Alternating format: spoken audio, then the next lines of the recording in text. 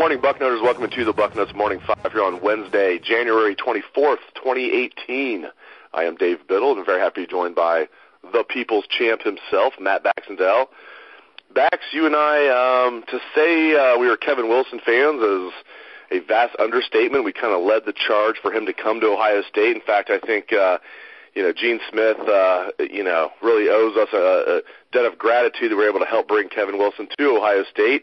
And now 1 year later, Kevin Wilson's still here, and now Ryan Day, who is a rising star in the profession, has been elevated to offensive coordinator. My source at Ohio State has told me that the one I checked in with yesterday, that Kevin Wilson has not been demoted. They're both going to be offensive coordinator. Then you had Bruce Feldman last night, Bax, saying Ryan Day is going to call the plays. Cut through the bullshit for me here, as you're so good at doing, Bax. Cut through that bullshit for me. What do you make out of all this? I make a very simple answer out of this for you. Nothing changes from last year except Ryan Day's job title is fancier and his paycheck is fatter. That's about it. All right? The truth of the matter is if anybody has less responsibility offensively out of this, it won't be Kevin Wilson. It'll be Urban Meyer, because he essentially has two coaches right now that are running the show for him. So I think that's the best way to look at this is that this isn't a demotion for Kevin Wilson. His influence is even higher. And Urban worked so hard to keep Ryan Day here, not only because he didn't want to lose a great coach, but because Ryan Day and Kevin Wilson seem pretty aligned in their vision in the passing game. So if you ask me, the simple truth is nothing really is going to change except for job titles and paychecks. I know people are going to be listening to the show wondering, but is it realistic that Urban Meyer really is going to take a lesser role? And I'll admit I'm skeptical too. I hope this is just a case of Kevin Wilson is going to have the same influence. Ryan Day is going to have even more of an influence. I want to make this clear. Even though I, have led the charge along with my friend here, Bax, with Kevin Wilson, as soon as, even before the Clemson game, let's be clear, it wasn't just during the Clemson game, the 2016 postseason. Before that, as soon as Indiana, literally December 1st, 2016, when Indiana and Kevin Wilson parted ways, you and I were talking that would be perfect for Ohio State, bring Kevin Wilson here. I do want to make this clear. I love Ryan Day too, so I think it's great that these guys are going to be on the staff together, and I think Ryan Day is not only a future head coach, but will be a successful future head coach. But is it realistic, Bax, in your opinion, that Urban Meyer is actually going to take a back seat and let Kevin Wilson and Ryan Day run this offense? I wrote about this in the Bucket a couple weeks ago, and I said Urban has always been very willing to analyze his staff and say where there are shortcomings, things that need change. Remember the time Everett Withers got quote-unquote promoted to the head coach of some D1AA school because he couldn't call a pass defense? Remember when Luke Fickell was, he's still the defensive coordinator, but all he did was coach the linebackers very well and do the run game because that was what he was best suited at. Urban's made these hard calls before. He hasn't made the hard call involving himself before, and that's something that for the first time he has to do. I think, much like remember how Mike Weber said, hey, I'm coming back for these touches, right? I'm coming back, so I'm going to get the ball more. It's not like J.K. Dobbins is going to get any less. The receivers are coming back saying, we expect the offense to be pretty dynamic to get us the ball a lot. They're not coming back to block, right?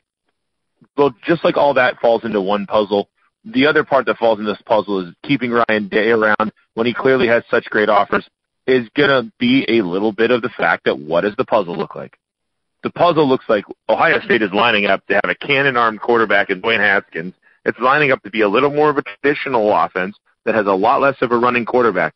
Everything we've heard from players returning to the quote-unquote role increases for Ryan Day all point to the same thing to me. And that's an offense that's going to look different than an Urban Meyer offense.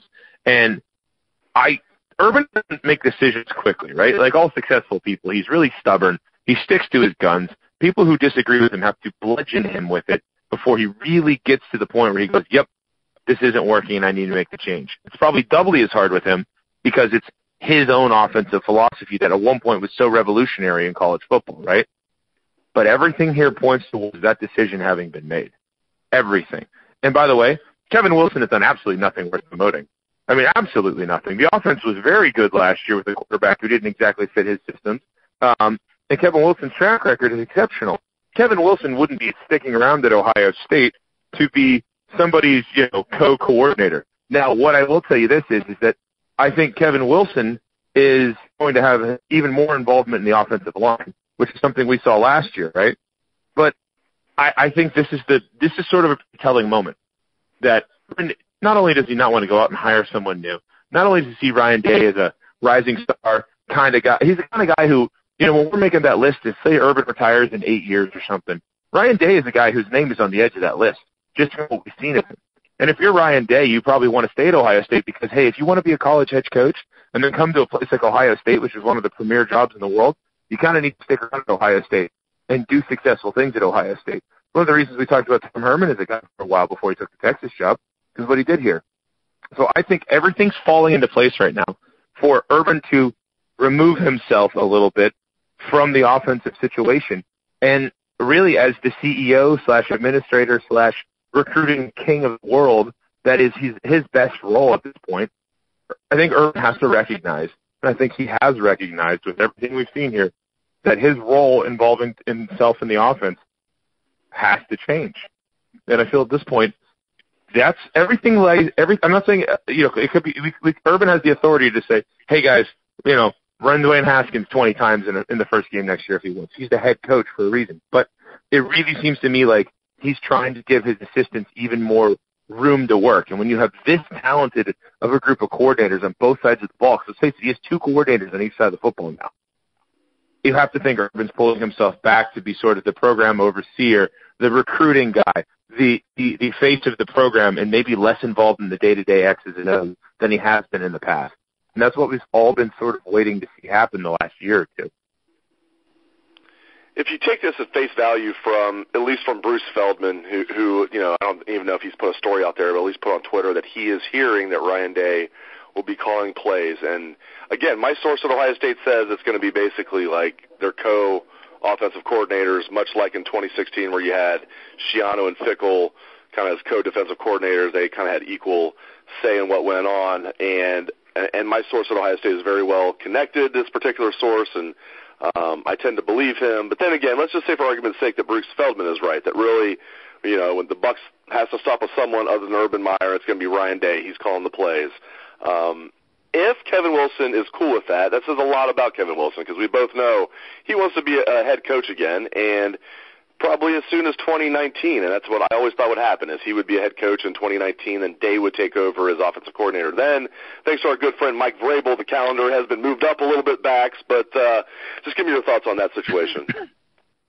Well, I think Kevin Wilson doesn't mind giving up the perception that he's calling the plays, and he doesn't have to deal with the press complaining with the quarterback runs the ball too many times next year, right? He certainly had to deal with that this year in numerous games where it felt like he wasn't really running his offense. Kevin Wilson came out to the Oklahoma game and fell on the sword and said he stunk, right? But he was following instructions, right? So I don't think Kevin Wilson minds the whole perception of it. And I think at this point, too, Kevin Wilson's a guy who, he's going to be a head coach in a year. I think everybody expects, frankly, he should be. What happened with Indiana, the way that they foolishly got rid of him, honestly, his resume is only enhanced by the way Indiana is less of a team and is less interesting of a team without him there. So I think both these guys realistically are going to game plan together. They're going to make decisions together. They already did that last year. Maybe you can formally say that Wilson may have had a more of a, the guy in charge role last year, and Day and him are going to essentially be on equal footing. So you may see Day involve himself a little bit more anyways. But to be told, it kind of felt like Kevin Wilson really wasn't fully in charge of the offense last year either, because of how much the quarterback ran football, which was, we both know very well, being the leaders of the Kevin Wilson bandwagon, is something he didn't do. So I think this is something where, hey, Kevin Wilson's had plenty of time in his career to deal with media criticism. Ryan Day needs that experience. It's a resume builder for him in a lot of ways. Kevin Wilson's very secure in saying, hey, if Ohio State goes out next year and awesome on offense, he's going to have plenty of opportunities to be a head coach somewhere in the Big Ten, in the Big East, in the ACC, or wherever, right? And I think Ryan Day needs these, kudos, if you will, a lot more than a guy with the experience and track record of Kevin Wilson if he wants to be a head coach. So practically speaking, I think both of them are going to essentially have an equal say in this. But if there's two guys who have an equal co-say at the top, then that means one other thing, and that means there's not a third person who has an equal co-say at this point, which again leads me to believe that Urban's trying to delegate as heavily as he can to his two coordinators on both sides of the football at this point in his career. Three things about Ryan Day, and then we'll get out of here.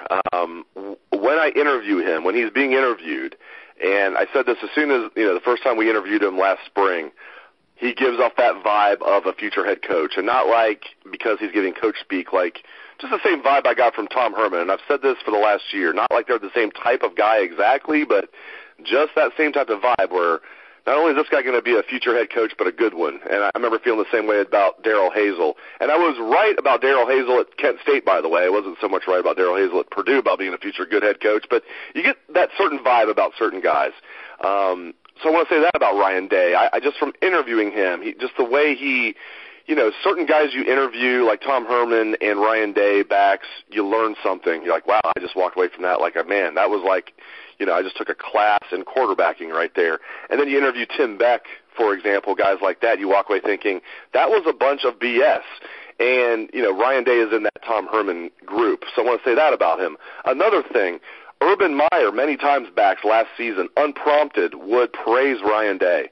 And, the skeptic in me was thinking he's just doing that because he wants to make sure he doesn't lose Ryan Day. Yeah, he likes him, but, the more I think about it, yeah, that was part of it. But most of it was he was giving Ryan Day credit, for the quarterback play, the passing game. You didn't hear him, call out other coaches in a positive way that often. He was always doing about Ryan Day. Again, unprompted. It wasn't like people would ask about Ryan Day. He would just bring up the fact that he loved Ryan Day. Third thing, backs, and when you comment on all three of these, players talk about Ryan Day. Tate Martell was literally on Twitter, putting the crying emoji on there when he found out that Ryan Day might leave for the Titans. Other players just gush about this guy. So I know we love Kevin Wilson, but you look at those three factors right there, I can see why Ryan Day is such a rising star. Yeah, you're right on all that. First and foremost, you're dead on whenever you would hear conversations with people sitting there talking formally and informally with a guy like Herman. There'd be people who would go, oh, damn, he knows what he's talking about. You just felt like he was one of the sources of creativity. You mentioned Darrell Hazel. What was Darrell Hazel's credit he got during the Tressel era? He was the one who was credited for the spread concepts that came in towards the end of the Troy Smith era, how they utilized Terrell Pryor. And by the way, that guy dominated at Kent State after the first half of his first year there. Just because he flopped at Purdue, just because it was too big of a scene for him. Purdue's a hard place to win anyways. There's a reason that, a lot of coaches have failed there. Those are the guys, though, you mentioned Hazel and you mentioned Tom Herman. They're the ones who were the innovators on the staff at the time, right? And that certainly comes to be said about Ryan Day. And if you remember what Urban did early on in his tenure, the first couple of years, we used to keep track of who he brought up unprompted among players in spring football, right? Like, oh, man, Urban's really talking up Darren Lee. Oh, man, Urban's really talking up Malik Hooker. All that stuff. We used to specifically point out players Urban would just rave about and go, that guy's going to play this year.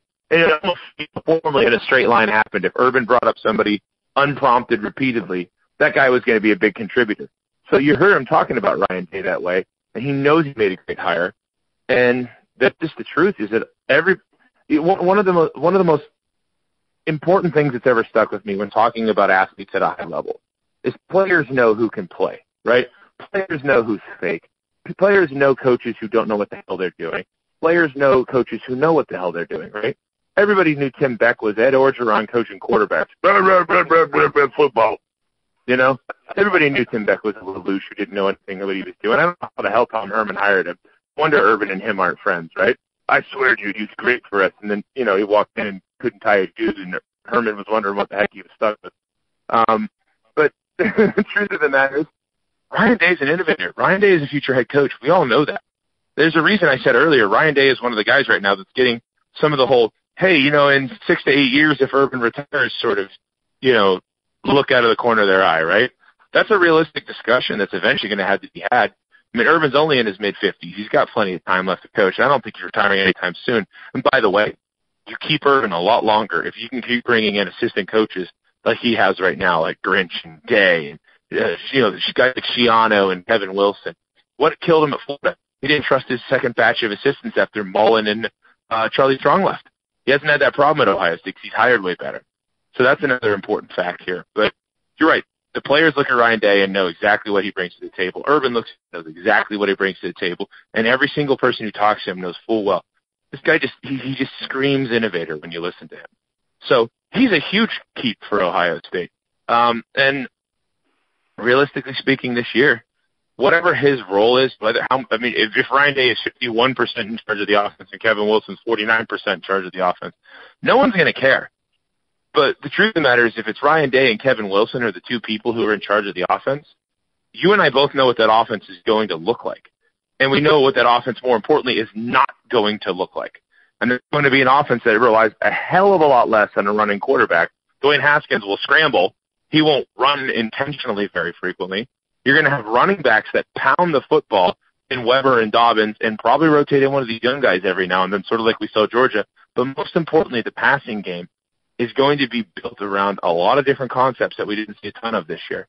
And that means that Urban is officially pulling himself off of the offensive game planning that it has the success that it's expected to have. Now, if it ends up struggling like we saw in 2015 and Urban had to essentially go in and, 6 people up to the press box or whatever, then, hey, the partnership isn't working. But we saw last year, I think these two work fine together. And I'm really excited to see what they can do if the whole shackles of run the quarterback 15 times a game is taken for them. And I think that's the biggest important thing to take away from here. Because look what Ryan Day did with JT Barrett last year. All right. For all that I have said negative about JT's play and my frustration with JT Barrett, the truth of the matter is at times this year, JT Barrett looked like a competent quarterback throwing the football, something we didn't see in 2016 out of him whatsoever. Right? What changed? Not only Kevin Wilson's offense, but his coaching. JT didn't do that whole throw off his back foot thing nearly as much this year. Right? His mechanics improved notably. And guess what? That's a Ryan Day credit right there. So, it's January, and we're all sitting here talking about assistant coaches, because the potential is just sitting there for next year. Yay. But the truth of the matter is this is an extraordinarily important thing for Ohio State if we want Ohio State to do better than it did this year, right? Because think about it. We as Buckeyes right now are sitting here going, yay, they won the Cotton Bowl in the Big Ten. That sucks, but that's what we're saying right now, right? Well, if you want to succeed above that level, then you know what is important to have? People in charge of the offense who can utilize the talents of the players you have. This is important for that reason alone, right? Do we want to say Ohio State won the Big Ten next year? Absolutely. But you know what else we want to say? Ohio State got into a playoff game and beat up on a good team, like we saw Cardale Jones do in 2014. Well, guess what? Both these guys like to run an offense that sort of style. And guess what? Ohio State is a quarterback who can do that in Haskins. This is Urban making sure he has that protective structure around those guys. Because if Ryan Day had left, and here's something we haven't said yet, if Ryan Day had left, this would be 3 quarterback coaches in 3 years for Dwayne Haskins. And it's really hard to expect a young player to play at an elite level if you're changing his coaching up that much. Great insights, as always, from the People's Champ, Matt Baxendell. Thank you very much, Bax. You can, of course, catch his column every Sunday on Bucknuts. It is the Bucket. So thank you to Matt Baxendell, and thanks to all the listeners out there for tuning into the show. I appreciate it. I hope you have a great day. Let's hear that Buckeye swag, best damn band in the land.